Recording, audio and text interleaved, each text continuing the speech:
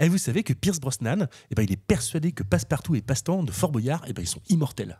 Ok. T'as quoi? Bah ouais, pour James Bond, Denain ne meurt jamais. Où est-ce qu'il va chercher ça? C'est incroyable. Monsieur Hammond, les téléphones marchent. Le con, J'ai un permis pour ça. la brute Le meilleur moyen pour que t'arrêtes de dire des conneries, c'est de fermer ta gueule.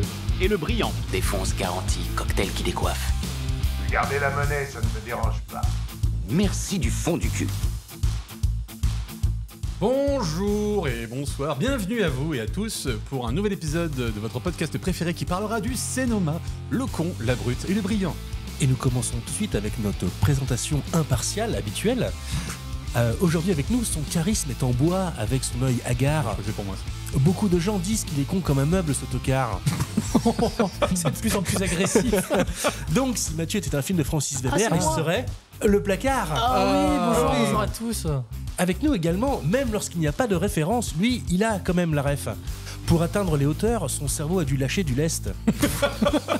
Si Norbert était un film de Loudoyon, il serait carrément à l'ouest. Oh, c'est de plus en plus perché tes rêves. Et enfin, ses palabres sont délectables et son avis fait foi. Les hommes sont jaloux et les femmes se pâment en entendant sa voix. Si César était un film avec Colin Firth, ce serait Le discours d'un roi. Le mec il se donne vachement le beau rôle, tu sais. Ah, c'est totalement impartial. Je demande aux abonnés. Et Oui, voilà. bah oui, c'est pas toi qui écris, c'est les C'est abonnés. pas Non, bien mais sûr. ouais, Voilà. Très bien. Et donc bonjour les amis, ça va bien? Bah écoute, ça va bien après cette formule de présentation et avec sans transition, on va passer aux actus. J'ai peut-être une nouvelle fracassante à vous annoncer. Merci pour la bonne nouvelle. T'es super pressé de passer aux actus. oui, oui, Qu'est-ce qui s'est passé là? Je sais pas, j'ai envie de bouffer. D'abord, on va commencer par parler de Disney+. Alors bien sûr, on avait déjà dit que Disney+, à la fin, le début de la nouvelle année 2025, s'en ira de l'offre de Canal+. Mais j'ai appris que ça allait plus loin, c'est que totalement Disney arrête tout partenariat et toute affiliation avec Canal. C'est-à-dire que même les prochains films Disney ne seront disponibles ni sur Canal, ni dans les offres, ni sur l'offre Aura+, rien du tout. Ils arrêtent toute commercialisation. Ils sont fâchés? Qu'est-ce qui s'est passé? Non, je pense qu'ils utilisent leur monopole en disant maintenant, on a notre plateforme à nous, pourquoi se faire chier à être en partenariat avec les autres? Ah, c'est marrant ça, parce que justement, depuis que le nouveau PDG de Disney est revenu, normalement, il disait qu'ils allaient moins miser sur Disney+. Parce que celui d'avant, je crois qu'avant, c'était Bob Chapek qui disait à nous, c'est Disney+, on arrête les parcs, machin et tout. Et là, Bob Iger dit non, mais Disney+, calmos. Et là, visiblement... Oui, parce qu'ils c'est- se sont rendus compte que ça coûte des sous, Disney+. Bah oui. Donc non seulement ils augmentent le tarot de leur plateforme de streaming, mais en plus ils réduisent les coûts en disant maintenant si vous voulez regarder nos films, vous avez que chez nous pour les voir. C'est tout. Ouais, c'est un monopole. Ouais, bravo. Alors à côté, on a Prime qui va tester une nouvelle fonctionnalité qui se repose sur l'IA. Et ça, j'avoue, je suis un peu intrigué.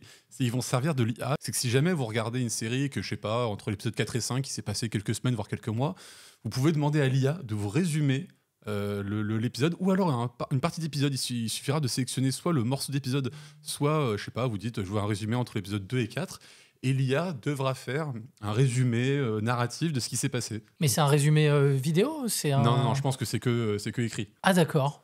Je pense. N'importe quelle IA peut faire ça, j'imagine. Bah, je sais pas, en tout cas, c'est Prime qui la développe. Alors après, peut-être que je dis une connerie, hein. Peut-être que ce sera que en vidéo, mais moi, je vois qu'ils utiliseraient l'IA Et puis générative. quasiment toutes les séries, avant chaque épisode ou avant chaque Ah non. saison, t'as un petit Ah récapitulatif. non, alors par exemple, sur Netflix, tu n'as jamais de précédemment. Ah si, ça ouais arrive en début de saison des fois. Non, mais en début de saison, oui, mais Mm. en cours, tu n'as jamais de précédemment. C'est que au début de la saison. Ouais, mais les gens qui binge-watch pas des séries, c'est des cons. Oui, mais donc, voilà, ça rentre dans leur technique de dire si vous voulez comprendre, bah, faut regarder toute la série d'un coup ou en 2-3 fois, mais pas plus. Oui, mais d'accord. Donc les gens qui ont la flemme de voir les premières saisons. Non, ou alors, je sais pas, que t'as arrêté quelques jours ou quelques semaines entre deux épisodes et tu te souviens plus trop de qu'est-ce qui s'est passé dans l'épisode d'avant, tu pourras D'accord, demander à ok, l'IA dans ce cas-là, de ok, te résumer ce qui s'est passé et même de sélectionner un morceau de l'épisode en disant tiens, je me rappelle plus trop qu'est-ce qui s'est passé si t'arrives, je sais pas, je sais pas qui fait ça, mais si jamais t'arrives même l'épisode en cours, tu le reprends 2 jours après, tu pourras demander à l'IA de te résumer les 10, 15, Mais 20 on n'a dernières qu'à minutes. écrire des séries marquantes et comme ça on les oubliera pas, c'est tout. Ils vont l'appeler Princesse l'IA. Oh là, Oui, il y a- c'est bon, il y je a- l'ai celui-là, oui. Princesse Leia. Ah oui. Voilà. Putain, maintenant, je sens que je vais devoir expliquer toutes Non, mes mais blagues j'ai aujourd'hui, vu- ça me fait chier. J'ai vu Captain America dans Avengers qui fait j'ai la ref. C'est ça. Non mais c'est bon, je l'ai eu. Ouais. Donc, alors bien sûr, on avait eu l'élection américaine qui s'est déroulée ces derniers jours. Trump a été réélu, mon Dieu, mais quelle quelle bonne nouvelle, je veux dire, pour toutes les minorités. Ouais. Et j'ai plusieurs prix à décerner, quand même, le prix mais de la langue de bois ultime. Vraiment, Chris Pratt, il a fait un petit tweet et vraiment, il avait marqué c'est pas important pour qui on vote, le plus important, c'est de s'aimer, de se soutenir entre Américains. C'est vrai qu'il a raison en même temps. Bah non, lui, c'est très très drôle quand on connaît un tout petit peu ses opinions politiques. On se doute bien Mais il a que... quand même dit entre Américains. Oui. Bon, Oui, bah mais- voilà. Pas les Mexicains, pas les Chinois, Voilà. tout ça. Voilà. Non, puis lui qui est un pro-arme et qui est quand même un bon partisan de Trump. Et de toute façon, même lui, dans sa position de privilégié, il a envie de dire oui, bien sûr que lui, il s'en fout, qui passe, ça changera pas grand-chose sa vie, quoi. Mais dire c'est pas important pour qui on vote, le plus important, c'est d'essayer. Mais le pire, c'est que les États-Unis, je crois que c'est l'un des seuls pays au monde où tu as autant de mecs qui sont pro-armes et qui sont quand même pacifistes, quoi. C'est ça qui est, Oui, qui est- bah oui, qui est bah, magnifique. en même temps, Ah, c'est c'est dans leur culture. la technique de je te menace, tu me menaces, donc il peut rien se On se passer. menace pas, quoi. Et pareil, en termes de culot, la MPA, donc la Motion Picture Association, donc c'est un consortium où tu as tous les dirigeants de Warner, Disney, Netflix, Prime, qui ont félicité Donald Trump pour donc sa réinvestiture et qui ont dit on est prêt, on se tient prêt pour travailler avec lui. C'est quand même, on travaille quand même dans un milieu qui emploie 240 000 personnes et tout. Et venant de ceux qui ont cassé les couilles pendant la grève des scénaristes et des acteurs, qui ont tout fait pour que ces mecs-là, ces gens-là se retrouvent le moins aidé et avoir le moins de thunes, je trouve ça un peu fort de café d'arriver et de dire de tout ça, tu vois, on est une industrie qui a 240 000 personnes, tu vois, qui emploient, on crée de l'emploi, mais par contre on les sous-paye et on les maintient dans un statut précaire, mais c'est notre métier. Hein. Et puis Trump, il va pas être là non plus pour faire les avancées syndicales, j'imagine, dans ce milieu-là, on verra. Mais bon. Bah, surtout que moi, je me suis intéressé, tu vois, j'ai essayé de chercher qu'est-ce qui Trump il avait dans son programme pour la culture. Je te jure, je n'ai rien trouvé. Ah, mais il y a très peu d'endroits où il y a un programme. Hein. Le programme, c'est je vais parler à Poutine, on va arrêter la guerre, on va faire ci, on va faire ça, on va gagner plus d'argent, America First, et voilà quoi. Bah, finalement, c'était peut-être bien le dernier film de Clint Eastwood. Il aura pas à se plaindre, Clint Voilà. Eastwood. Il aura pas besoin d'en refaire derrière pour. Voilà, ça va. Tiens, joue le rôle de Netflix. Si je te fais, tiens, Netflix Toc Toc, Qui est là? qui est là, le fisc. Netflix. Ah oui, Netflix. Netflix, oui. On a le fisc français qui a débarqué dans les bureaux de Netflix France parce qu'il les soupçonne de détournement d'argent et de travail dissimulé en bande organisée. Netflix France. Waouh. Attends, ah ouais, d'accord. En bande organisée, si genre que vous êtes plusieurs, bah, Non, on va mais- dire en bande organisée. Non mais Il y d'accord, avait mais deux comptables. Bon, oui, donc, ok. Bah, parce qu'en fait, ils avaient déjà fait une descente il y a 2 ans chez eux. Et en fait, alors ça, je vais faire un petit quiz, comme ça vous allez voir, c'est Ah marrant. ouais, le jeu de Parce qu'avant, le ils jeu de avaient une l'actualité. espèce d'optimisation fiscale de faire facturer dans leurs filiales des autres pays pour faire descendre leur chiffre d'affaires et donc payer moins d'impôts. Et depuis qu'ils ont arrêté cette méthode, ils sont passés de 47 millions, à votre avis, à combien de chiffre d'affaires hein. le chiffre d'affaires. Ils Avant, étaient à 47 avant, ils étaient à millions. 47. Voilà, avec cette optimisation fiscale. Voilà. 200. Et après, ils sont passés à combien Waouh, 200 millions Ouais, Ouais, j'aurais dit quand même 100, 150. Ouais. Moi je pense que 150, c'est peut-être ouais, même ça, encore plus. Alors, 47 millions, ils sont passés à 1,5 milliard. Oui, voilà. Attends. Ah ouais. Allez, bastard. Bah ouais, mais bon, ils ont retrouvé la clé du tiroir à billets. Et donc, effectivement, en passant de 47 millions à 1,5 milliard, t'as Il y le a un fisc peu qui a plus fait. d'infos, ouais. Ah, bon. C'est grâce à Loup-Garou. Alors, sachez que Loup-Garou, il a cartonné à l'international. C'est vrai? Comme Sous la Seine. Je Ouais, mais pense tu vois, que les sous la gens, scène, autant on a dit du mal un peu de sous la scène, mais il y a quand même des trucs bien et. Non, puis c'était dans l'actu un peu. Voilà, c'est pas tout n'est pas bien fait dans Sous la scène. Il y a des trucs qui étaient un peu rigolos, mais il y a quand même une volonté de bien faire. Il y a des trucs. Je respecte Sous la scène. Loup-garou, je suis désolé, je ne respecte pas ce film. Eh ben, sache c'est que- une grosse daube. Sache que là, à l'international, il est plutôt bien accueilli. Ouais, mais attention, il vote pour Trump à international. Qu'est-ce que je te Non, dise, non, moi je dis pas que les Américains. À côté, on a Mission Impossible 8 qui vraiment est en train de dépasser son budget, mais alors un Donc dépassement. 8 partie 2, c'est ça? Ou Alors, 7 tiens, partie 2? alors, on va y revenir parce que justement, ils veulent changer d'appellation Oula. parce que justement, avec son dépassement de budget, le distributeur voudrait que ce soit le dernier et Tom Cruise a fait non. Parce que c'est lui qui est producteur, hein, donc Oui. c'est lui qui détient la saga. C'est ma Et- retraite et- à moi. Et donc, lui, il a dit ah non, c'est mort, donc on le fera pas. Ce sera pas mon dernier, ça c'est sûr, je vous le dis. Si c'est pas avec vous, ce sera avec un autre studio et pas de problème. Donc en fait, ils ont dit bon bah du coup on va le renommer. Ce sera pas partie 2, on va lui donner un autre nom. Ils n'ont toujours pas trouvé le nom, mais le partie 2 va être enlevé. Et sachez que le dépassement fait que le budget de ce film avoisine les 400 millions. Ah oui, donc c'est très très cher par rapport à des. Attends, bah, c'est au 400 top millions en fait. juste pour la partie 2. Oui. Donc en fait, Ah ouais. c'est le Il a un dépassement de 100 millions dû au retard. C'est une trilogie Seigneur des Non, Anneaux. mais quoi. ça fait partie. Non, trilogie Seigneur des Anneaux, c'était 200 millions, je crois. C'était 200 C'est le millions les double. 3. Les trois. Ah, les trois. Je Donc, crois deux que ça fait trilogies. partie des films les plus chers, même Avatar 400 difficilement atteint 400 des. millions, ouais. Putain. Donc, Ouais. les gens se disent. Bah, c'est enfin dans l'espace, alors, Ça ça va y est. être compliqué de le rembourser, d'avoir des bénéfices. Moi, je suis même sûr que c'est quasiment impossible que le film rentre dans ses frais. Il va perdre de l'argent, c'est sûr et certain. Parce qu'en plus, celui qui a le plus marché dans la saga, c'est Fallout. Et Fallout, il avait fait 700 millions à peu près de recettes, hein, pas de bénéfices, hein, de recettes. Les chiffres d'affaires. Ouais. Donc là, on parle d'un film qui a coûté 400 millions. Donc c'est simple, si on veut qu'il ne perde pas beaucoup d'argent, il faudrait qu'il fasse 1 milliard en recettes, ce qui est quasiment... Surtout, oui. Mais après, D'où l'idée de ne pas l'appeler partie 2, quoi, parce que ça attirera moins de monde. Du coup, on aura Mission Impossible partie 1 et après.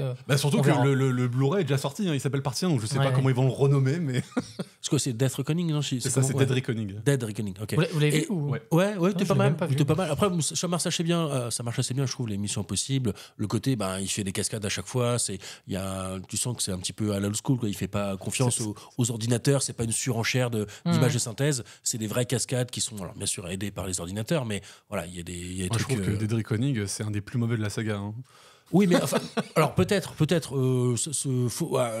j'adore John Woo, mais Ah non, Mission Impossible 2, c'est le plus mauvais. il était. Mais c'est un des plus Ah oui, mauvais. mais même en étant un des plus mauvais, ça reste pas un mauvais film. Et pour finir ce tour des actus, donc on a les chaussures les chaussures de Ruby dans le monde magicien, le magicien monde d'Oz. le Oui. magicien d'Oz, qui ont été retrouvées. Je ne savais même pas qu'ils avaient disparu. Tu vois, Ah apparemment, elles avaient été volées Volées dans un musée par un gangster. Ils le nomment comme ça dans l'article de Variety. Volées by a gangster. Non, mais les chaussures qui ont été utilisées donc, pour le dernier tournage ou qui ont été utilisées Ah pour non, à l'époque. le premier tournage Ah, le enfin, premier, parce qu'en fait, le gangster. Ah ouais. J'appelle comme ça. Le mais parce que- gangster, ah ouais. Il le nomme comme ça dans l'article. Ah donc bah je ouais, l'avais mais pour fait. voler des chaussures, quand même, il faut être un Faut être un bon gangster, gangster. tu vois, ouais. Ah, c'est un va-nu-pied, ça. Et il pensait que ces chaussures étaient vraiment incrustées de diamants, comme on dit dans le film. Ah, c'est un j'ai eu gangster peur. con en plus. J'ai eu peur, je pensais qu'il pensait vraiment qu'en claquant des pieds, il y avait. Donc elles ont été récupérées et elles sont mises en enchères. Elles ont été estimées à 3,5 millions et pour l'instant l'enchère la plus haute est à $800 000. Oh là On là. a jusqu'au 7 décembre. Ah, Donc, l'inflation. Si vous voulez. Ah bah dépêchez-vous, ouais. voilà, si ouais, vous ouais. voulez poser une enchère, vous Je mets jusqu'au 17 €, allez. le 7 décembre pour poser une enchère dessus. Ah bah super. Super. Non, bah, surtout n'hésitez pas, hein, allez-y, parce que c'est incrusté de diamants apparemment. C'est ça. Ah bah voilà, moi j'ai fini mon petit tour. Ah bah merci Ah bon, monsieur. c'était- Je sais pas pourquoi je t'accent, mais je l'ai c'est fini. un joli tour, moi je dis. Hein. Pour une fois que c'est pas César qui a commencé. Bon, et bah super. Écoutez, sur ce, je vous propose qu'on passe au film. Allez. Le film du jour, c'est maintenant. Le film du jour qu'on attend. Car le film du jour qu'on a regardé, on va tous en parler. Oh là, j'ai eu peur. J'ai eu peur, ça va C'est beau. Maintenant, il n'y a même plus de générique, c'est a cappella, Non, quoi. non, Incroyable. Alors, le film d'aujourd'hui, c'est The Substance. Réalisé par Coralie ok. Farja avec Demi Moore, Dennis Quaid et Margaret Qualley. Oui, la fille d'Andy McDowell. Ah bon? Ouais. D'accord. Oh là, mais c'est déjà plein d'infos, c'est incroyable. Qui nous le résume? Bah, je vais vous le résumer, moi. Alors, ça raconte l'histoire de Elizabeth Sparkle, ancienne star de cinéma sur le déclin, devenue animatrice d'une émission fitness, hein, je crois que c'est ça, et qui se retrouve à l'anniversaire de ses 50 ans, virée de son émission par un Dennis Quaid, Génialissime. producteur d'émission. Et bon, bah voilà, on voit qu'elle a un regard sur son corps très. Je sais pas comment dire, très, Ouais, je sais très pas comment négatif. dire, ouais, je sais pas comment dire, vas-y, hein. Et elle entend parler d'une substance qui pourrait donner une meilleure version d'elle-même, entendez, une version plus jeune. Et donc, elle va la commencer avec tout un protocole qui dit qu'elles doivent permuter entre sa version jeune et sa version récente, sa version vieille, tous les 7 jours. Et bien sûr, tout ne va pas se passer comme prévu. Voilà. Teasing. Très Parce que bien. voilà, hein, Non, c'est bien plutôt résumé. Écoute, c'est très Franchement, bien. en substance, c'est ça. Alors, tu sais quoi, on va commencer par Mathieu, parce que Mathieu, je crois que c'est ton premier body horror que tu vas voir au cinéma. Au cinéma, oui, c'est vrai. Donc déjà, je pense qu'il est très important de dire que c'est pas pour tout le monde, ce film. Moi, à la base, je voulais pas le voir, ce film. Mais bon, c'est pas moi qui choisis, apparemment. Et c'est très marrant parce que j'ai passé tout le film tendu. Et pile en sortant, je me suis dit, putain, c'était vraiment bien quand même. Et Ouais. j'ai vraiment kiffé. Je trouve que le sujet est extrêmement intéressant et de la manière dont il est traité, c'est très intéressant. Je trouve ça beau. Je trouve la musique trop cool. Je trouve que c'est bien joué et c'est un très bon film pour moi. Alors c'est pareil, moi je n'avais pas prévu d'aller voir The Substance. C'est Bah, vraiment, personne n'avait envie, ça a en été fait. proposé par César. On a vraiment. Ah ouais, suivi non, moi j'avais César. envie d'aller voir ce film. Non mais voilà, et finalement pareil, j'en suis ressorti en disant je crois que j'ai vu un des meilleurs films de cette année. C'était vraiment génialissime. Les body horror, j'en regarde pas beaucoup, mais là je dois avouer que dans son genre, c'est peut-être un des meilleurs que j'ai vu. En tout cas pour ce qu'il propose, Demi Moore est génial, le scénario, d'ailleurs il a reçu le prix du scénario à Cannes. C'est pas le prix que j'aurais donné si je devais en donner un ce film, mais bon, il l'a reçu. Donc voilà. Bon, après, j'étairai mon propos. Il y a quelques trucs que je reproche, mais c'est pareil, c'est des trucs que moi j'aurais aimé différemment, mais c'est pas vraiment un reproche que je peux faire au film. Et bah oui, donc du coup, moi, c'est un peu moi qui ai eu l'idée de ce film. J'avais bien envie de le voir. Ça me parlait bien la bande-annonce. Et du coup, comme souvent, j'arrive avec une attente et je suis déçu en fait. Ah bon ? Ouais, j'étais plutôt déçu. C'est-à-dire que j'ai trouvé plutôt pas mal, mais j'ai pas adhéré sur la fin. Je trouve qu'il y a vraiment deux films différents. J'ai pas retrouvé vraiment le body horror dedans.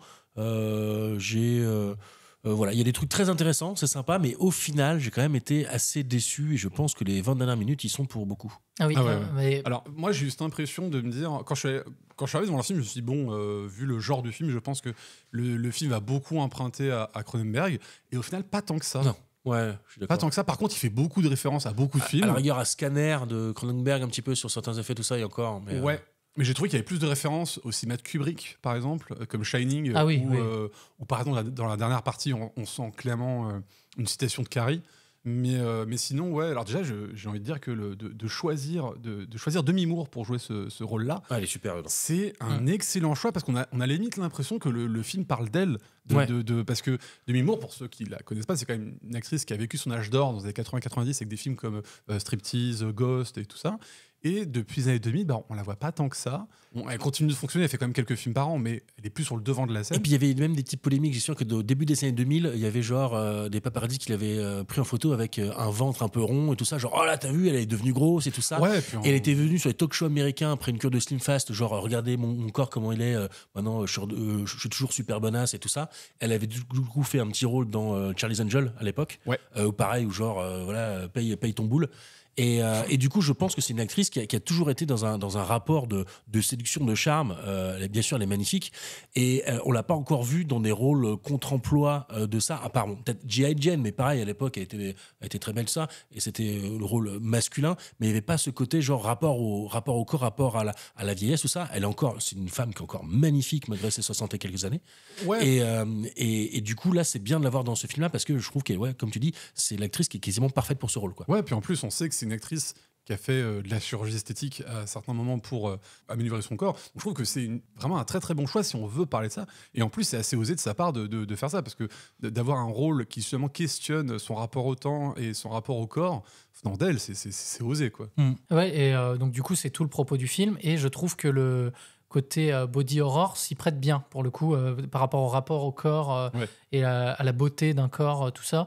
Peut-être qu'il faudrait peut-être qu'il faudrait qu'on donne une définition de body horror. Peut-être qu'il y a des gens qui n'ont pas forcément le truc. Body horror, c'est un genre d'horreur qui se veut jouer sur les transformations du corps humain. Voilà, concrètement, c'est ça. Voilà, et donc là, toi, tu dis que tu n'en as pas trop vu quand même. On a quand même, on a quand même des séquences. Oui, il y en a, mais c'est vraiment, pour moi, c'est pas le propos. Genre la première heure et demie, voire les premières 2 heures, c'est très peu là. Il y a un rapport au corps, mais qui n'est pas vraiment dans l'horreur. On est plus dans du psychologique, un truc comme ça. Je trouve qu'il y a une sorte de sobriété dans la première heure qui est géniale, malgré des utilisations de focales super agressives, et des trucs comme ça, où tu sens par la manière de filmer, ok, on n'est pas dans un truc vraiment... on est dans un truc un peu atypique, on est dans du body horror, on est dans la série Z et tout ça.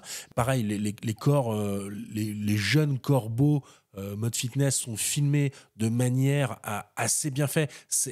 On est à la limite du vulgaire, mais sans jamais l'être. Déjà, il y a plein de trucs sur ce que tu dis là que je veux revenir dessus. Parce que c'est une catastrophe. Non, mais vas-y. Non, mais déjà, je trouve qu'il n'y a pas besoin qu'il y ait plus. Et puis moi, de toute façon, à partir du moment où il y a une aiguille qui se plante dans la peau, c'est du body horror. Ah oui, je suis d'accord. Il y a ça dans le film. Moi, je n'aime pas les aiguilles. Il n'y a pas besoin d'avoir plus. Et justement, tout le début du film, c'est comme ça. Et je dis, c'est presque dommage qu'après, il y ait un peu plus, parce que tu n'en as pas besoin. Et je pense que ce film aurait pu être encore meilleur s'il n'était pas dans le body horror. Non, moi je trouve que justement ça sert le propos. Et justement par rapport à ce que tu as dit sur la façon de filmer les scènes de... Les culs. Oui, bon, voilà.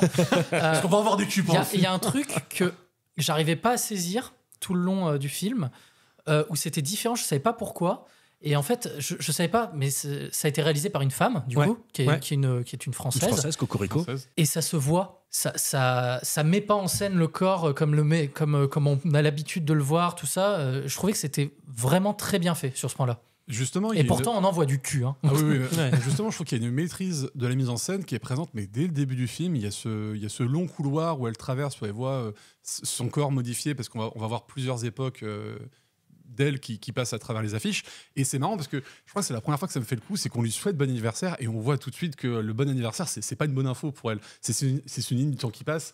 Et elle a ce long couloir. D'ailleurs, il y a beaucoup de longs couloirs dans ce film. Ça fait long. Même pour aller dans sa salle de bain, il y a un couloir. J'ai fait, mais ok, dans la symbolique du film, je comprends. Mais alors, chez toi, avoir un couloir comme ça, mais quel est ça n'a aucun sens. Ah oui, c'est très, très Shining, en fait. Et puis, je rebondis sur ce que tu dis. Moi, je suis d'accord avec toi. La mise en scène est géniale. Plus le prix de la mise en scène que le prix du scénario.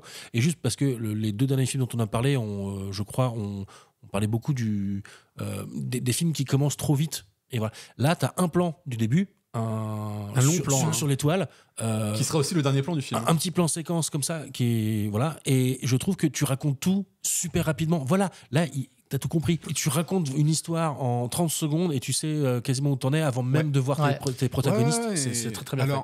Limite, moi, au milieu du film, je me disais, ce qui est dommage, c'est que j'ai l'impression qu'elle ne veut parler que de ça. Enfin, comment la société juge le temps qui passe et le corps qui vieillit. Mais je me suis dit, mais après tout, c'est une proposition, quoi, tu vois, de parler uniquement de ça.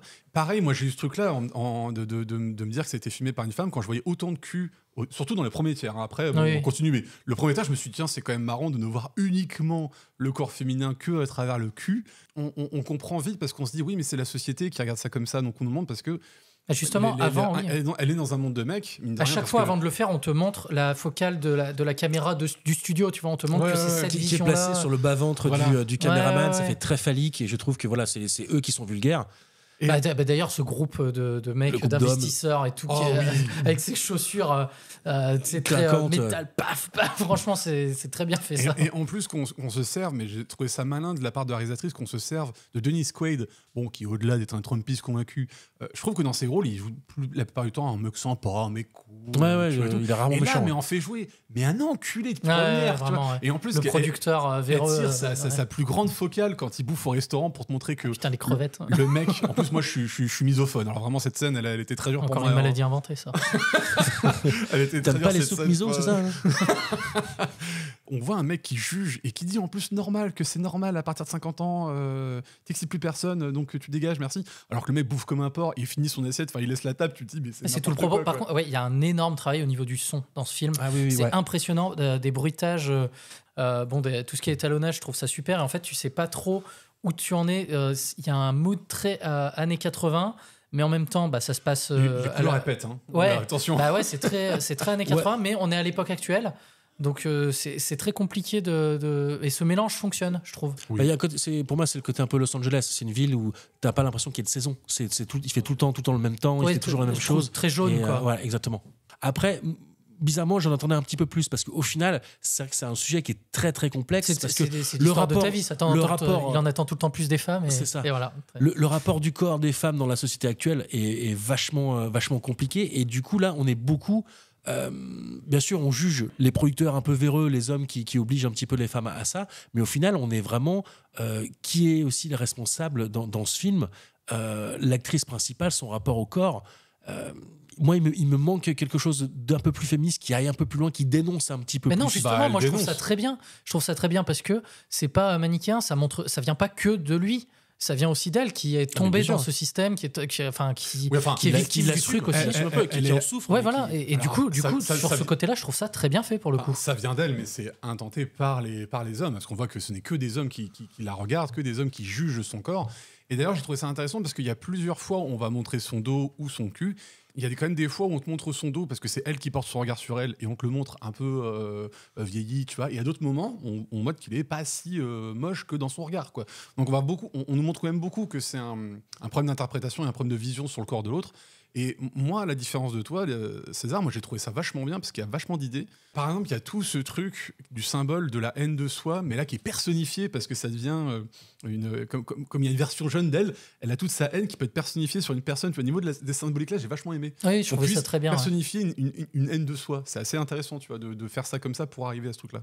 Ouais, je trouvais ça très bien. Après, ouais, il y a un ou deux trucs sur les symboles aussi, mais il y a des trucs qui étaient un peu évidents. Tu sais, des fois, ils te sortent un cadeau qu'on t'a donné avant, et puis ils te remettent une incruste de la personne en train de dire « Je t'offre ce cadeau, machin. » Oui, on l'avait. Oui, c'est pareil. Il y avait des voix... Il y a une ou deux fois où il y a ça. Bon, pareil, il y a des voix off qui reviennent, alors que la voix off concerne un truc qu'on a dit il y a 10 minutes. Ouais, voilà. Fais, oui, ça va. C'est un petit peu forcé. Mais en même temps, tu comprends, parce que c'est un truc qui veut dire que ça résonne toujours en elle. Voilà, et des fois, c'est assez bien quand un des premiers mots qu'elle reçoit, où c'était tu étais magnifique, et après, t'as le gros, oui, le super gros plan sur le était. Ouais. Tu vois, tu l'as déjà vu, il est là, mais voilà. Moi, je trouve qu'au final, il y a beaucoup d'idées de réalisation, de mise en scène qui sont génialissimes. Après, je sais pas pourquoi, peut-être que je me suis monté le bourrichon tout seul en me disant, voilà, ça va être un film ultra féministe engagé.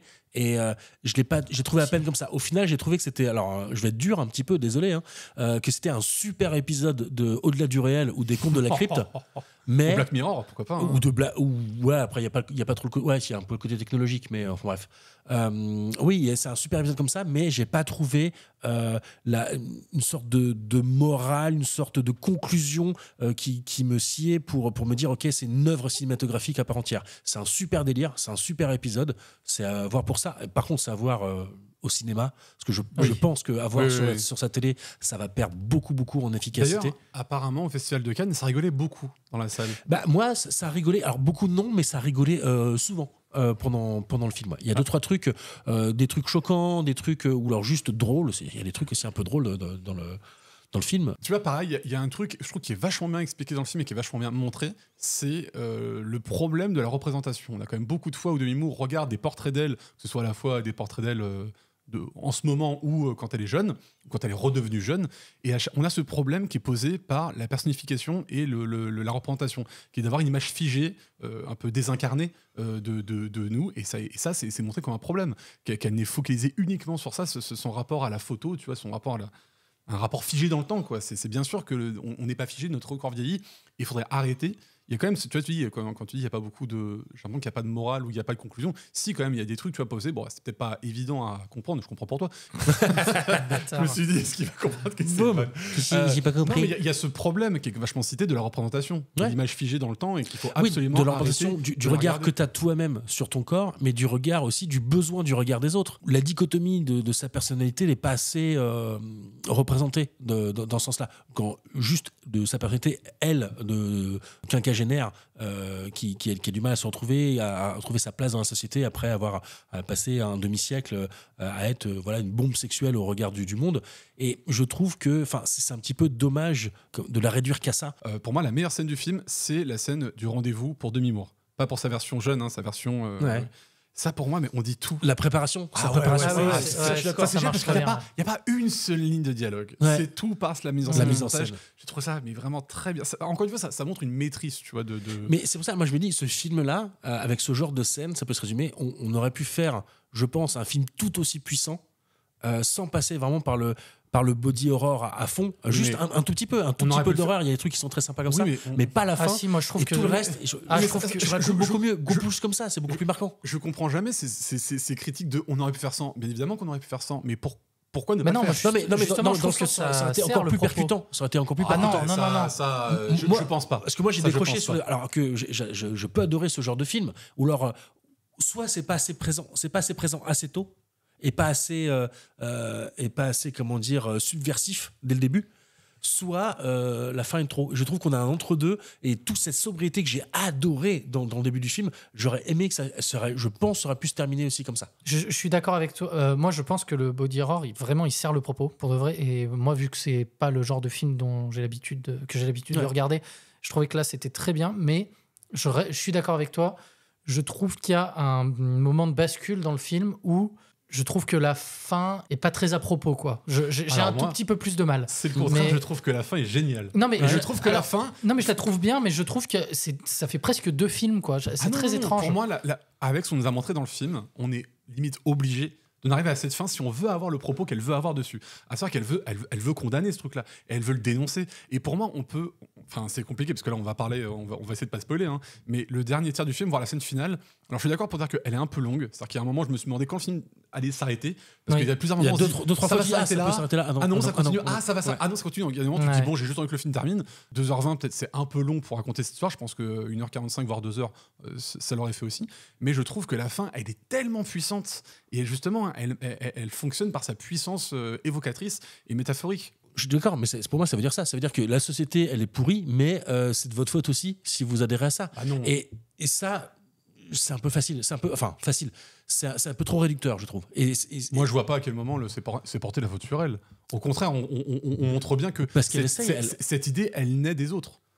Après, elle valide naît des autres. Les deux fois où elle rencontre le mec pour qui elle se prépare et tout ça, le mec dit mais toi t'es toujours la plus belle et tout ça. T'as la porte de sortie qu'elle refuse de prendre. Ouais. Parce que au final, si je comprends bien, pour moi, c'est son refus de rester seule.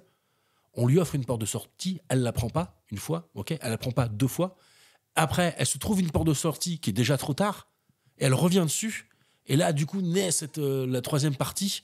Et la troisième partie, je trouve que là, elle cherche à se raccrocher à tout. Elle a aucun regret. Et ça, on pourrait aussi en parler de l'amour ouf, où c'est un peu le même truc qui est déployé. C'est que les gens, là, c'est pas un déterminisme social, c'est plus un déterminisme de genre, ou un déterminisme sexuel, enfin, en tout cas de sexualité. C'est que t'as beau faire ce qu'il fait, t'as beau essayer, t'es emprisonné dans une spirale, tu vois, qui va t'entraîner vers le pire. Et bien sûr, mais c'est aussi, ça porte le propos de. C'est aussi porter le propos de voilà ce qui se passe. Bien sûr, tu peux en sortir et bien sûr, tu peux faire autrement, mais c'est pas le propos du film. Encore une fois, le propos du film, c'est de dire à tant vouloir accepter les dictats de la société, voilà vers quoi on va. Donc, bien sûr, à la fin, ça dénonce. Mais pour moi, ça je pense que ça assez. Ah, d'accord. Il y a ton chien qui a pété. Alors, si t'as besoin d'un argumentaire, Mathieu est toujours là. Voilà. Ah ouais, ton chien a pété. Non, mais c'est bon, j'ai compris vos positions. Vos revendications. Norbert, c'est globalement le féminisme, ça sert à rien.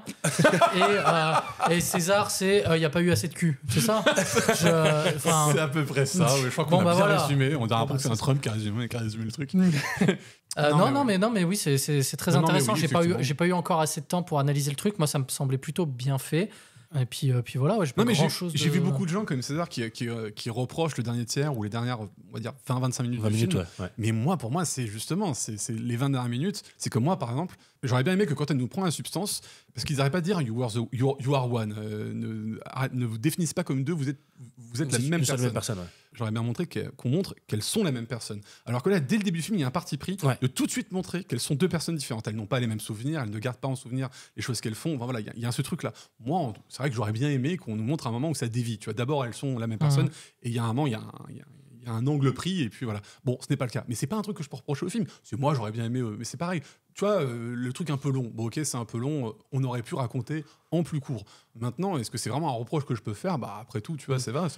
Donc c'est pour ça que je dis, c'est pas vraiment un reproche qu'on peut faire au film, quoi. Bien sûr, on aurait pu faire les choses différemment, mais ça va aussi dans l'autre sens. Pourquoi faire les choses différemment si on est dans ce propos-là ? Je trouve que le propos, il est fort, il est intéressant. En tout cas, je pense qu'on peut dire que le film nous a plutôt intéressés, parce qu'avec Norbert, on a réussi à voir le film dans la même salle sans s'en rendre compte. Donc, on était quand même très intéressés par l'écran. Ah, t'étais le connard qui allait tout à droite, toi ? Moi, je hurlais à chaque scène.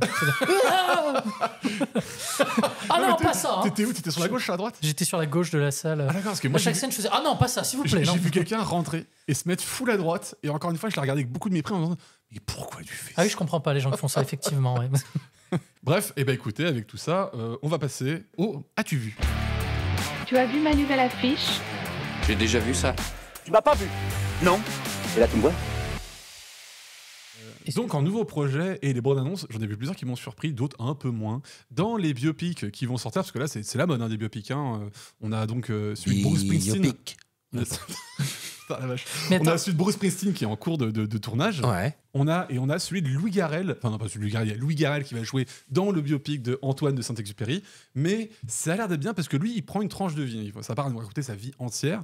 Ça va nous raconter quand il est parti à la recherche de son pote perdu en Argentine et qu'il l'a recherché. Je ne sais même pas si c'est vraiment arrivé ou pas. Che Guevara. Je suppose.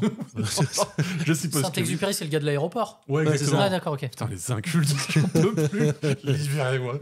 Mais au moins, moi, j'aime bien les biopics quand ça concentre juste un instant de vie. Comme pour ça, j'avais beaucoup aimé Rocketman, qui parlait juste de son addiction aux drogues et comment elle en est sortie. Donc à voir, pourquoi pas, l'abondance a l'air intéressante, la photo est cool, voilà. Saint-Exupéry qui va cuisine-moi des rognons. Et hop. Ah, attends, mais je peux faire un livre là-dessus. Cuisine-moi un rognon, oui, tout à fait.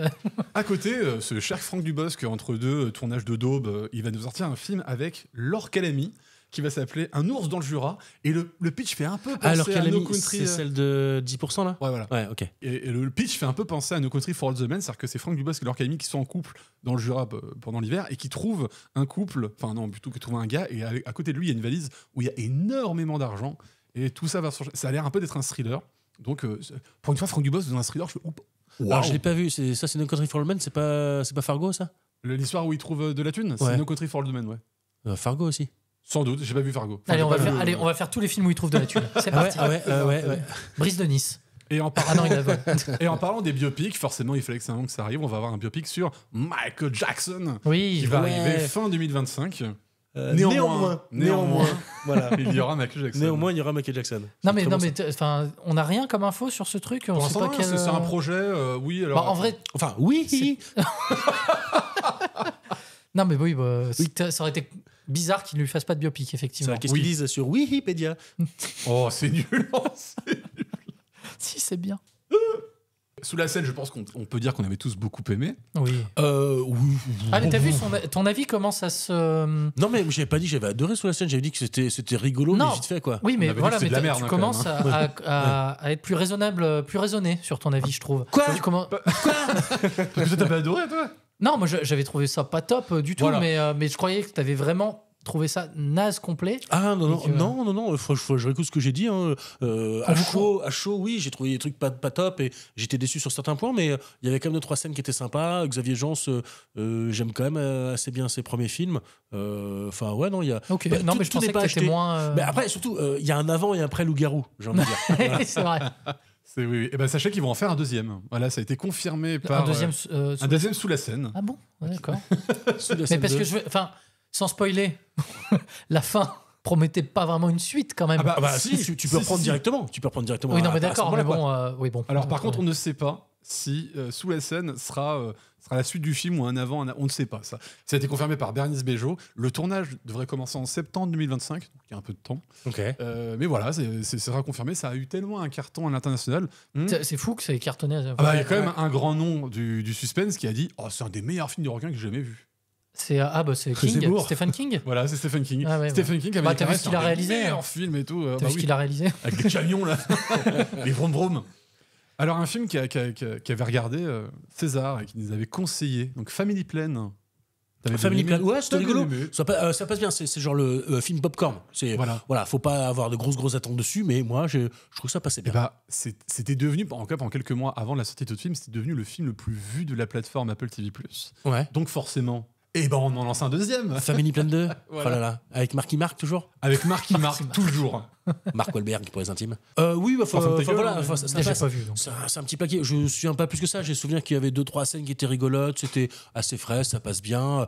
C'est ce que j'attends des plateformes comme Netflix, tout ça. Ils nous sortent plein de films avec des petites stars, etc. Je veux pas non plus. J'ai pas besoin d'avoir un gros truc de cinéma. S'il y a, tant mieux. Mais voilà, au prix où on paye. Déjà un bon petit film qui passe bien, divertissement pendant 1h30, 2h, ça me va très bien. C'est un peu ce que fait Apple à chaque fois. Hein. C'est sortir un film avec une grosse tête d'affiche. Enfin, c'est vraiment leur. Apple, je suis sur un ou deux films que j'ai même pas fini tellement c'était pourri. Je n'ai vu avec Ben Affleck et. Ah oui, non, c'est Ghosted. C'était Anna de Armas et voilà, Chris Evans. Je l'ai fini. C'est Osef. Il est pourri. C'est Osef. Il est pourri. C'est tellement Osef. C'est Osef, c'est random quoi. Tu regardes, tu fais oui. Bon, c'est pas random, c'est nul. Oui, c'est notre manière de dire c'est nul. Bon, c'est la rubrique nos pas recommandations. Éclaté au sol. Éclaté, mon gars. Voilà. C'est claquer sa mère. Quand lui il parle. Et à côté, on a Jack Ryan. Ils vont faire un film Jack Ryan. Il y avait déjà eu la série Jack Ryan sur Prime. Et il y a plusieurs films déjà. Oui, il y a eu plusieurs films, mais en fait, ils vont reprendre le casting de la dernière série en date avec John Krasinski et tout ça Ah ouais. pour en faire un film. Très bien. Ouais, là, j'ai beaucoup aimé cette série de 3 saisons, je crois. 4. Comme ça 4, ouais. 4, mais ça passe tellement vite. c'est tellement bien. Les 2 dernières, je les trouve pas faux folles, pas Oui. nulles, mais pas faux folles. Je trouve que les 2 premières sont les meilleures, surtout la première. La première, je l'ai vue au moins 3 fois tellement je l'adore. Ça se répète un peu ensuite, mais ouais, moi j'aime bien Krasinski là. Krasinski. Oui. Et peut-être que c'est lui qui va réaliser. Peut-être. C'est vrai, parce que oui, lui, il a réalisé Sans un bruit. Sans un bruit. Bon, dernière, il a Qui est réalisé. pas mal. Hein. Oui. Dernièrement, il a réalisé l'autre truc, là, Imaginary, là, je sais plus comment ça s'appelle. Là. Sans vouloir. Blue Company ou Amis Imaginaires au Voilà. Québec. Parce que c'est Imaginary Friends, voilà, c'est comme ça que ça Ah s'appelle. oui, c'est en VO. IF. Voilà. Peut-être lui qui va le réaliser. Peut-être, On ne sait pas. En tout cas, il joue Krasinski. dedans. Ça, c'est quasiment établi. Ouais. Maintenant, est-ce qu'il va le réaliser? Ça, peut-être pas. Mais il est bon, lui. Depuis The Office, je l'aime bien, lui. Oui, il est plutôt cool. Et puis, je trouve que, voilà, Sans un bruit 1 et 2, c'était des bons films. Ouais. Bon, un peu plus de réserve pour le deuxième, mais ça reste des bons films. Et en dernier, on a Tom Cruise qui se la pète. Et là, maintenant, il veut faire une suite à Jour de tonnerre. Non. Si. Mais genre 20 ans après, quoi. Oui, et surtout que quand tu vois, c'est un film qui a pas marché, quoi. C'est un film qui est un peu un échec au box-office. Ah bon Oui. Il se permet quand même. C'était Brockenheimer, non, si je dis pas de bêtises. Je dirais Brockenheimer. Très certainement. Mais vu qu'il a réussi à faire un deuxième Top Gun, qui à la base, le premier Top Gun, il avait eu un petit succès, mais sans plus. Et donc le Top Gun Maverick, il a dépassé le milliard de recettes, donc c'est un énorme succès. Il veut réitérer un peu Oui, un peu après, ce est-ce que succès. c'est pas des films qui de l'époque sont quand même assez cultissimes? Je sais que le Jour de tonnerre, Jour moi de je connais tonnerre, beaucoup c'est- de gens qui l'ont vu, qui ont bien aimé. Ouais, mais c'est un peu T'es- tombé dans l'oubli. Hein, je pense T'es que, pas allé le voir au cinéma, mais il l'a pas vu, lui. Hein. Jour de tonnerre, ça te parle pas? Non, Sur déjà, le- je, sur le NASCAR. je- Sur le NASCAR, je NASCAR, découvre. avec Nicole Kidman et tout, mais c'était trop bien. Je Ah, découvre. c'est ce film où ils se sont rencontrés. C'est le film où ils se sont rencontrés. Ils en ont rien à foutre. Hein. Non, mais on s'en fout de ton avis, toi, t'es jeune et tout. Tu sais que c'est que le NASCAR? Oui, je sais ce que c'est que le NASCAR, mais je découvre Tom Cruise par C'est- contre, cet acteur, il a l'air bien. Il est pas très grand, mais il a l'air d'être sympa. Ouais, voilà, il veut faire une suite à ça. Moi, Ok. j'étais un peu surpris en disant, mais le premier a pas marché, donc c'est. Et du Comment coup, tu vas motiver des gens à remettre des sous? Parce que déjà, faire une suite 20 ans après, c'est déjà un gros Déjà pari. qu'il a besoin de Mais- 400 millions pour son autre film, calmos, Mais en Tom. plus, faire une suite d'un film 20 ans après, mais en plus d'un film qui n'a pas marché. Alors, Puis ça, comment il c'est- l'appellerait? Parce que d'un moment, après la pluie, le beau temps, donc jour de tonnerre, jour de. Ah non, Toi, éclair, t'as c'est vraiment les meilleures vannes du monde. Hein, ça, Ah c'est- ouais, mais écrivez-moi. Hein. Écrivez- Moi, je cherche à être on- embauché chez Carambar, j'ai déjà dit, mais la sponsor, les gars, c'est ici. Hein. Eh ben, on fait comme ça. Et ben voilà, c'était mon tour des projets en cours sur les as-tu vu. Bon, clairement, vous n'avez rien vu, hein, c'est moi qui ai tout vu pour vous. Bah non, imagine, on aurait tout J'avoue, vu, ce serait Et naze. sinon, est-ce que vous avez vu des films Non, mais justement, j'ai pas vu beaucoup de films cette semaine et je me suis rattrapé sur les séries entre la série Seigneur des Anneaux et House of Dragons. On en avait parlé, ouais. Aïe, aïe, aïe. En tout cas, t'as regardé des séries sympas, des trucs sympas. Non, j'ai vu des films. Attends, oh.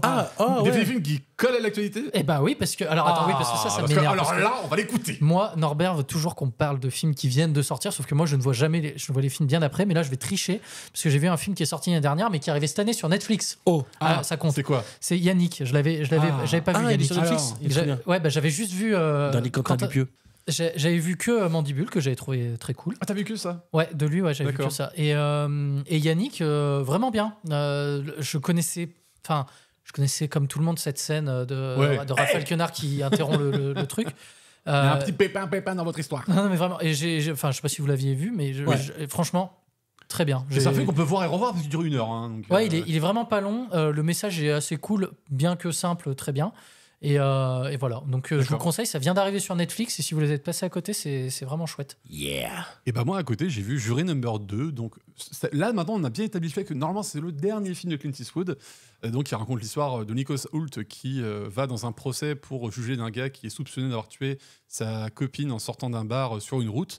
Et en écoutant parler de l'affaire, il se rend compte que c'est sans doute lui qui l'a tué, qui l'a renversé sans s'en rendre compte. Et donc il va se demander s'il va se dénoncer, s'il va plutôt essayer de protéger le gars et tout. Et c'était plutôt sympa. Il y a quand même une maîtrise de la part de Clint Eastwood dans la mise en scène. Même si là, elle est plutôt sobre. Par contre, comme d'habitude chez Clint Eastwood, c'est qu'il y a des moments où tu rigoles connaissant l'idéologie de Clint Eastwood. Par exemple, il y a l'idée que la procureure intente ce procès par opportunisme politique pour servir son élection.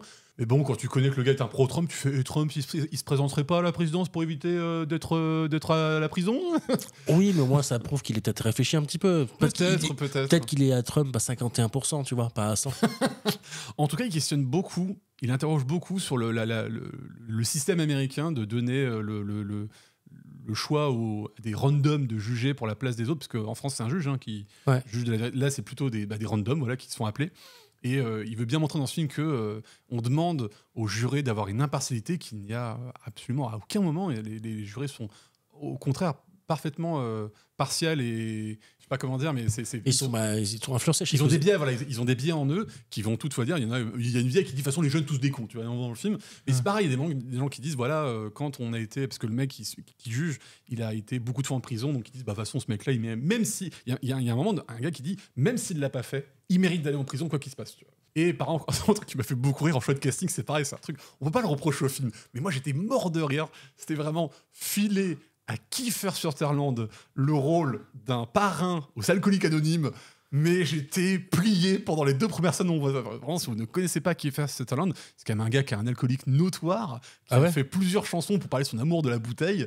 Oui, bah oui. Il a fait des chansons.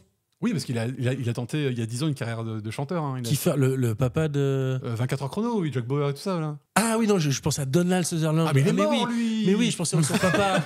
On en a parlé en plus dans le podcast. Son papa. Non, Kiefer Sutherland, qui est Jack Bauer dans 24 heures chrono, qui a joué dans Dark City. Lui, c'est un alcoolique notoire. Oui, bien sûr. Bien sûr, qui est connu pour ses relations, par exemple, avec Julia Roberts ou d'autres. Julia Roberts et tout l'ont quitté justement à cause de son problème de l'alcool. Donc vraiment filer ce genre de rôle à ce mec-là, mais moi, je t'en mode, vous foutez de notre gueule, quoi. Ouais. Justement, il est peut-être sobre maintenant. Il a pas l'air. La chanson sur son amour de whisky, elle date de 5 ans, hein, donc après, je sais pas. Hein, mais il joue bien. Voilà. Bon, bah écoutez, je pense qu'on a fait le tour. Donc sur ce, je vous propose qu'on passe au jeu. Je veux faire un jeu. On va arrêter avec les jeux. La dernière fois qu'on a joué au Trivial Pursuit, on a failli se battre. Et le jeu du jour vous est proposé par César. Eh ouais les petits loulous, comment ça va bien? J'ai un jeu pour vous les enfants. Alors dans ma série de jeux un peu capillaire retractés, je vous propose aujourd'hui Ciné GeoGuessr. Oula. Je vous mets un plan dans le film, à vous de savoir il a été tourné. Ça va être visuel, ça c'est très bien. C'est ça. Hein. En gros, je vous lis le synopsis d'un film connu dont l'action a été relocalisée en France. Saurez-vous retrouver le titre qui contient toujours un département ou une région française? Oula, attends, je suis pas sûr d'avoir compris. Bah justement, il y a un exemple, j'imagine. Il y a un exemple assez simple. Ah, j'aime bien. Si je vous dis un richissime homme d'affaires ouvre un parc entre Lens-le-Saunier et Dole où il a réussi à cloner des dinosaures. Alors attends. Mais tout ne se passe pas comme prévu. Jurassic Park. Ok. Dans la réponse, il y a toujours un département ou une région française. Ok. C'est la tête que tu fais quand tu vas être mauvais à un jeu, ça. Voilà. Oui, voilà. Ça demande trop de connexion intellectuelle. Il faut être bon en géographie et des fois, alors il y a à peu près là Jura, il était bon. Il est dedans. Ouais. Il est dedans. Des fois, c'est un peu le prochain. Là, c'est un petit peu capillo-tracté, mais vous pouvez peut-être trouver. Ah, ça fait 2 fois que tu le dis mal, je peux pas te laisser faire ça. C'est capillo-tracté, pas capilléro-tracté. Ouais, moi je dis toujours capilláro-tracté. D'accord. Il pense à ses cheveux qu'il n'a plus. C'est capillaire et tout. Si t'es expert en cheveux maintenant. Alors, vous vous calmez. 1941, la Seconde Guerre mondiale fait rage. Après avoir tenté vainement de s'engager dans l'armée pour se battre aux côtés des Alliés, un jeune Bordelais, frêle et timide, se porte volontaire pour participer à un programme expérimental qui va le transformer en super soldat. Oui, bah, j'ai le film. Mais ouais, alors attends. Il s'apprête à affronter une organisation scientifique secrète des nazis qui sévit entre Limoges, Pau et La Rochelle. Captain Dijon America, là, je sais plus. Dijon à La Rochelle, bon merde. Hein. Alors c'est Captain America, mais alors qu'est-ce qu'on a vers Bordeaux? Bordeaux, Limoges, Arcachon. Pau, La Rochelle. Ouais, l'île d'Oléron. C'est merde. La région. Oh merde. Oh non, c'est la nouvelle. Putain. Nouvelle Calédonie. Aquitaine. Mais j'y arrive pas. Aquitaine America. Aquitaine America, putain. Oh là là, vous êtes nuls. C'est Aquitaine America. Ah bah ça va être super long ce jeu, je sens. Putain. Je sais même pas où je vais, c'est une catastrophe. Il y a longtemps, à Toulon, un jeune ouvrier agricole intercepte le message d'une princesse de Fréjus. Elle appelle à l'aide pour la sauver des griffes de l'empire de Draguignan, qui cherche à construire une arme terrible pour battre tous les rebelles de la région. Non mais c'est mort pour moi ça. C'est très compliqué là. Partez du film. Bah oui, ça va. Un espoir. Bah. Ah non, moi j'étais resté sur Star Wars, juste Star Wars. Ouais, bah c'est ça. Ah, c'est que Star Wars. Ah, bah c'est faut préciser. Hein. Bah quoi le VAR Wars. Star Wars. Ah oui, bon bah. Oh là là, ça va être super, c'est super. Bon, le prochain, allez, celui-là il est plus simple, on va dire. Un flic de Saint-Hippolyte-du-Fort, désabusé et proche de la retraite, est chargé de faire équipe avec un jeune idéaliste en provenance d'Alès. Ils se rendent à la salle où le cadavre d'un homme obèse a été retrouvé. Il semblerait qu'il ait été gavé à mort de nourriture. Ils s'enquêteront ensemble sur des crimes macabres en tentant de trouver un lien entre ceux-ci et de retrouver le tueur en série dégoûtant. Non, mais bah du coup j'ai pas le film. Où moi je l'ai, c'est Seven. Seven. Seven. C'est Seven. Mais oui, Seven. Ah, c'est un Hippolyte Dufort, les gars. Alors même moi, j'ai appris des trucs. Je suis une quiche en géographie. Ouais, puis en cinéma, c'est pas mieux. Bon, alors là, je retrouve non, je parlais de moi.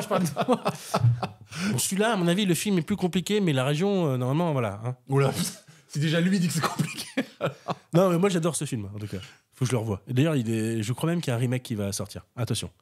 En 2019, parce que c'était futuriste à la Le futuriste du passé, ouais. C'est futuriste du passé. En 2019, le policier et pilote d'hélicoptère lyonnais, Ben Richard, est arrêté pour avoir désobéi aux ordres. Demolition Man. Il a refusé de tirer sur une foule de manifestants lors d'une émeute alimentaire à Saint-Priest. Il est ensuite enrôlé contre son gré dans une émission de télévision en direct où il devra échapper à plusieurs hordes de tueurs lancés à ses trousses. Il devra survivre pour gagner sa liberté. Ah, tu parles de Ultimate Game? Non, il y a eu un film français qui a été ensuite un remake. Putain, j'ai rien écouté parce que vu qu'il avait dit Demolition Man, je cherchais des jeux de mots. J'étais sur Dailymotion Man, mais je suis pas sûr que. Ça n'est pas mal, ça. À la base, c'est adapté d'un roman de Stephen King. Attends, un gars qui a refusé de tirer sur une foule de manifestants, qui a été enrôlé de force dans un truc où on lui envoie des hordes. Une horde de tueurs. En fait, après, des mégazords. Il est prisonnier. C'est dans le futur. C'est plus marrant, ça. Il est prisonnier. On va arrêter ton jeu, on va passer au nôtre.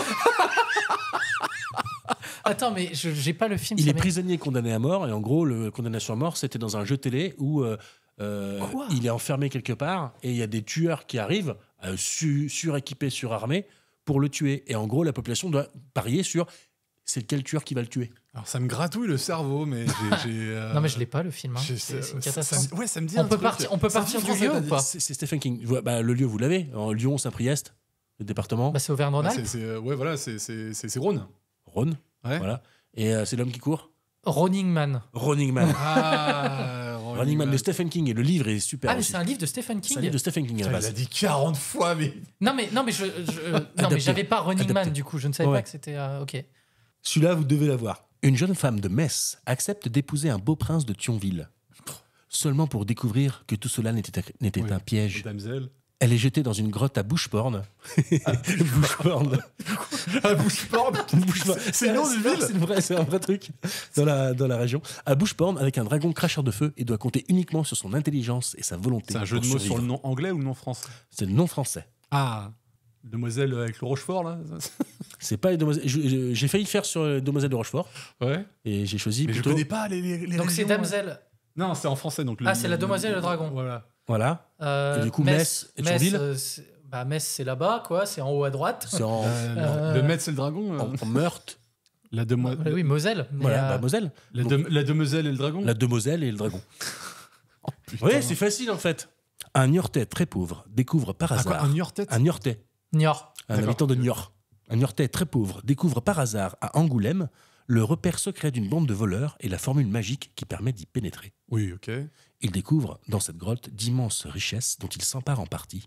Il devra ensuite justifier cette soudaine richesse et échapper à la vengeance des voleurs. Ah. Attends, elle ignore. Un Niortais. Un Niortais. C'est quoi le découvre à Angoulême. Niort, Angoulême. C'est la BD, ça. Et le film, c'est quoi? Alibaba les 40 voleurs. Voilà. Oh putain, j'étais sur Aladdin. Moi. Là, c'est très capilléro-tracté, là. Alors attends. Bah mais non, mais c'est une catastrophe cette. Non, mais moi je connais pas. Moi je donne les films et après je me tourne vers. C'est une région maritime. Ouais, bah du coup c'est Charente. Aladdin. Non, Alibaba et les 40 voleurs. Voilà. On va faire ça comme ça. Je te donne les films et après toi tu remixes. Durant le voyage retour d'un immense cargo spatial en mission commerciale entre Moulins et Vichy, l'ordinateur de bord capte des signaux sonores dans le silence interdépartemental et décide de réveiller ses passagers en hibernation pour aller prospecter. Très bien. Donc du coup, on va faire comme ça à chaque fois. Vas-y, Alien, le 8e passager. Donc Moulins, Vichy. Moulin Vichy. Pétain. Pétain coup. Ah, je savais pas qui cousait. Putain, c'est une catastrophe. Hein. Pourtant, il y a 2 syllabes, quoi, presque. Enfin, je sais pas. Moulin, c'est dans. Le Var. Moulinsart, Tintin. Le mec, il est fou. Allié. Ah putain, Allié. Alien. Avec l'accent. Alien. Hâte qu'on fasse une tournée de ce podcast. Je crois que tu me disais hâte en mode le arrobas. En plus, dans le zénith de Vichy. À Troyes, au XXIe siècle, Adam Gibson est à la tête d'une prospère entreprise de voyage en hélicoptère. Il mène une vie rangée entre son épouse, leur adorable petite fille et leur vieux chien ronchon. De retour chez lui après un accident qui aurait pu lui coûter la vie, il découvre, horrifié, qu'un clone parfait de sa personne a pris sa place auprès des siens. Bon, donc j'ai toujours pas le film. Ah non, mais c'est. Alors, je confonds avec le film qui parle du trisomique, donc faut pas que je fasse l'erreur. À l'aube du 8e jour. À l'aube du 6e jour. Il y a le 8e jour et à l'aube du 6e jour. Donc c'est lequel ? Là, c'est à l'aube du 6e jour. Ouais. À l'aube, Non, à l'aube. C'est pas le 8e jour. À l'aube du 6e jour. Voilà, très bien. Le, L'aube. le 8e jour, c'est le film avec Daniel Auteuil. C'est ce que je disais, avec, Ouais. avec le trisomique. Oui, D'accord. Et là, c'est pas une insulte, hein, c'est pathologique. Parce que d'habitude, quand je le dis. Non, parce que la dernière fois que je dis il est un peu con, tu te dis. Oh, Oui, mais entre trisomique et con, il y a un, Mais il y a non, un c'est parce terme que- médical. Mais non, c'est parce Norbert. Mais non, c'est parce que dans le film, il n'a pas de pathologie, il est juste con. Ok, non, mais écoute. C'est ça que c'est ce que j'entendais par là, moi, c'est qu'il n'y avait pas de pathologie, quoi. Et bah, quand il n'y a pas de pathologie, tu vas en acheter. Et puis c'est tout. Il n'y a pas de pathologie. Mais c'est très bon, ça. Et ben, ma femme, il n'y a pas de pathologie. Tu te débrouilles, tu fais du riz, je sais pas. Allez, on va voir si vous connaissez aussi un peu les bons films. Ah, parce que ça, là, c'est que des mauvais films pour toi. Bon, il y en a 2-3 où à l'aube du Putain, 6e jour, c'est pas si, non plus. c'est pas mal. Oui, c'est pas mal. Mais là, je tape dans le haut du panier, attention. Oula. Vous avez intérêt de vous en souvenir. 1929. Ma femme s'appelle Maurice. Joe et Jerry, deux musiciens au chômage, obtiennent Oui. un contrat. Oui, bah c'est bon, tu peux. Oui, j'ai le Non, film. quand tu peux, non. Ok, c'est quoi le film? C'est Certain Name Show. Oh, joli. Oh putain, bien joué. Bravo. Alors après, il faudra plutôt le faire en version anglaise. Some- deux some, musiciens, c'est très some précis, like tu it. vois. Ouais. Ils obtiennent un contrat pour le bal de la C'est Saint-Valentin. la somme. Damien. C'est la somme. Cela fait deux, malheureusement, les deux sont La les témoins Somme Show. d'un règlement de compte entre deux bandes rivales. Le chef de l'une d'entre elles, Spats Colombo, les a repérés et veut les éliminer. Pour lui échapper, les deux compères se déguisent en femmes et se font engager dans un orchestre exclusivement féminin. T'as bien joué, un certain Marilyn chose Monroe, aussi vite. Tony bravo. Curtis, Jack Lemmon, très très bon film, une des Ouais. meilleures comédies du siècle dernier. Très bien, ouais. Ah, je crois qu'elle a été élue, il me semble, à vérifier. Non, J'ai non, vu mais meilleure comédie à égalité Ah, mais- avec Toy Story 2. je suis d'accord Et pour je dire suis que assez d'accord avec ça. c'est une très très bonne comédie, mais Ouais. là, ça fait 2-3 mois que je regarde pas mal de comédies de cette époque-là. Et je dois avouer que de cette époque-là, il y a vachement de bonnes comédies. Hein. Surtout de ce réal-là. Qui est Je l'ai plus. Ah voilà, il fait le malin et Il puis. était en non, noir et mais blanc, là. est-ce que c'est le même qui a fait Kiss Me Stupid Que je trouve aussi vachement bien. Je sais pas. Bon bah écoute, on laisse les auditeurs trouver l'info. Daniel Plainview décide d'aller tenter sa chance et part avec son fils chercher du pétrole dans le Grésivaudan. Dans cet endroit perdu où chacun lutte pour survivre et où l'unique distraction est l'église animée par le charismatique prêtre Eli Sunday, Plainview et son fils voient leur sort leur sourire, jusqu'à ce que l'air grenoblois n'attise les tensions. Les conflits éclatent et les liens entre père et fils sont mis en péril par la corruption. Alors là, je n'ai ni le film ni le truc. Putain, j'ai pas le film, ouais. Paul Thomas Anderson, Daniel Day-Lewis tournent Ah, à Grenoble. Alors, je l'ai pas vu, mais je l'ai du coup. Dante, quoi Daniel Ah Day-Lewis. non, mais j'ai J'ai l'affiche, pas mais entendu j'ai ce que pas t'as dit après. Il tourne à Grenoble. Il tourne à Grenoble. Un film sur le prospecteur de pétrole à Grenoble. Ni la ville de Grenoble, c'est dans quel pays? C'était... Ça, c'est en Espagne, hein, je pense. Hein. Bon, allez, je vous le donne celui-là. Isère Will Be Blood. Voilà, There Will Be Blood. c'est Isère, ça. ouais. Avec cet accent, ouais. Désolé. Allez, encore 3 rapides et on arrête le massacre. Non, moi j'aime bien parce que ça laisse la place aux gens de jouer pour une fois. Oui, oui, c'est ça. Un homme handicapé arrive en Occitanie pour remplacer au pied levé son frère jumeau, militaire, qui faisait des expériences pour apprendre à connaître et se rapprocher des habitants de Castres et de leurs coutumes locales. Oui, ça, j'aime trop. Oui. Bah dis, parce que moi je cherche tellement la C'est région. Avatar. Ouais. Tarn. Tarn. Ah, putain. Avatar. Voilà. Avatar. Putain, et en plus, je le chope comme ça, quoi. Je pense aux tuches. À Nîmes, les mésaventures d'un gros chat orange qui aime les lasagnes mais déteste les lundis. Ok. Vraiment aller plus loin, oui, ok. Et- Garfield, dans le Gard. Garfield. Voilà. Ça y est, vous devenez bon. Il n'y en a plus qu'un. Il n'y en a plus qu'un, c'est ça. Entre Besançon et Montbéliard, le voyage d'un médecin qui découvre qu'il peut parler aux animaux. Oui, d'accord. Attends, c'est quoi la ville? Entre Besançon et Montbéliard. Ça, c'est pour toi, ça. Je suis pas de Montbéliard. Mais t'es à Besançon, c'est par chez toi, là. Attends, mais n'importe quoi en plus. Mais non, n'importe quoi. Là, c'est pas besoin de capillo retracté, c'est directement dans le titre. Ah bon? Bah, Doolittle. Ah le Doubs, purée, mais oui. Docteur Doolittle. T'as même pas fait la Bourgogne. Bah, j'ai cherché, mais un film avec Bourgogne, même très, très capillo retracté. Capillo tracté, putain. Capillaro, c'est plus drôle. Eh ben écoute, c'était un massacre. Ouais, bah, Donc, excusez-moi de Un vous jeu apprendre qu'on à a vous fait apprendre qu'une des trucs. fois et qu'on ne refera plus. Jamais. En tout cas, on arrive à la fin de ce podcast. On espère que ça vous aura plu, à part bien évidemment le jeu de César qui était nul à chier. Mais Attends, t'es en train de dire que c'était encore pire que ta rubrique à toi? bien sûr, bien évidemment, parce qu'au moins on comprend ce que je dis. Tu vois. C'est pas faux, c'est pas faux. Et ben écoutez, n'oubliez pas de vous abonner sur notre Instagram, le CBB-du-bas podcast, ou la page Facebook qui est super bien menée, puisqu'il n'y a pas d'épisode depuis au moins 3 mois dessus. Waouh. Et en tout cas, n'hésitez pas à mettre des messages si vous trouvez un film avec Bourgogne plus ou moins dedans, capillo, capillaire retracté et tout ça. Franchement, moi ça m'intéresse de ouf. Donc allez-y, lâchez vos coms. Et on vous donne rendez-vous comme d'habitude pour dans 2 ou 3 semaines selon la disponibilité de César. Oui, bah exactement, voilà. Et au revoir à tous. Ciao. Armoire et Percy.